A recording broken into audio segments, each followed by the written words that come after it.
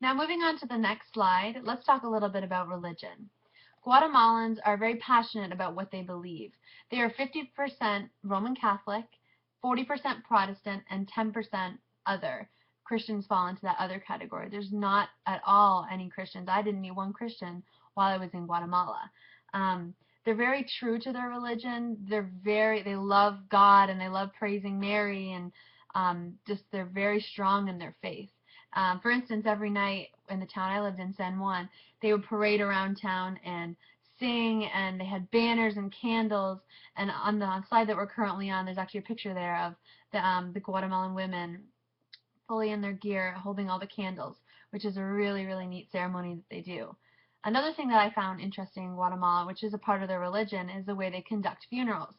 When a loved one passes away, they will put them up on a table or something in the middle of the room and put flowers around them and have food, and they would play poker and cards, and they basically party all night with their passed away loved one just laying in the middle of the room. So it's kind of strange, and it's not like what we're used to, but that's part of their religion, and that's what they believe in. They believe in singing them and praying them up to heaven. That's what Catholicism is.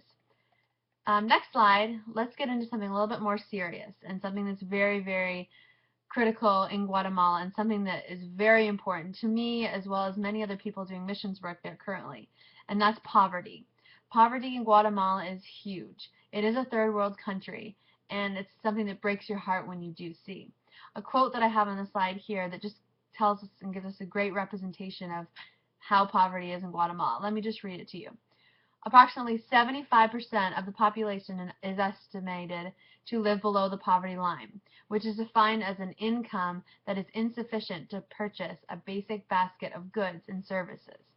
Almost 58% of the population have incomes below the extreme poverty line, which is defined as the amount needed to purchase a basic basket of food. In the rural parts of Guatemala, 90% lives below poverty and doesn't have any income whatsoever. Being in Guatemala and seeing the poverty, it was all over the place. It was in towns, it was on the streets, it was in big cities. The one area that I saw that was the most heartbreaking was in Guatemala City, at the Guatemala City dump. It was, first of all, the smell was just putrid. It was an awful, awful smell because it was a huge dump the size of a city. And if you really look closely, there's many videos of it as well, but if you look closely, you see there's a whole colony, a whole group of people living in this dump. That's how they survive. They collect plastics and glass, whatever they can find really, and they sell it, and they make about 25 cents American a day. And that's where they live. And that's the most extreme poverty I've ever seen. Of course, there's people other places as well that are dealing with it, but that's just a good example to kind of give you an idea of how many people are going through this. And that there's a large amount of people living in that dump, and they breed there, they have their children there, and they die there. That's their way of life, and they don't see outside of the Guatemala City dump.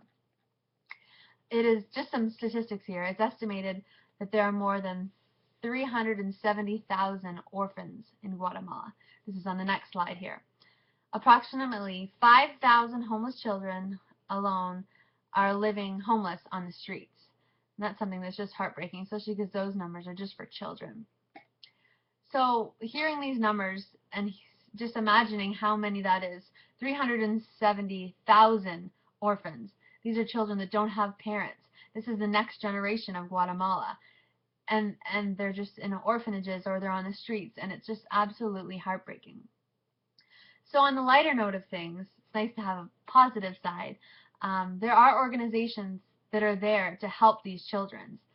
They're in Guatemala, there's 250 orphanages, and they give these children food in their bellies, a place to stay, and love, most of all. In 2006, close to 5,000 children were adopted by American and other families. So that's a great number. 5,000 children were adopted. But the sad thing is, the following year, in 2007, there was a stop put to adoption because of sex trade, trafficking, and as well as children being kidnapped. So this wasn't due to the people who were adopting them. Children were being stolen in Guatemala and sold, and then they would end up in the orphanages. So parents weren't giving consent for their children to be adopted. They didn't even know where they were. So that was a really staggering fact, and now the government's starting to loosen up a bit more because they are looking into it, and they're very careful with who they let adopt their Guatemalan children. On the next slide, let's get into Casa Angelina. That's an orphanage that's in Guatemala, and I worked there for about 2 weeks. It was one of the coolest, or I've never really seen a ton of orphanages before, but it was one of the coolest places I've ever seen. The whole foundation and all the buildings accumulated together were built by all volunteers and the people that work there. These are people that love God, they love children, and they want to make a difference. They want to help out in life.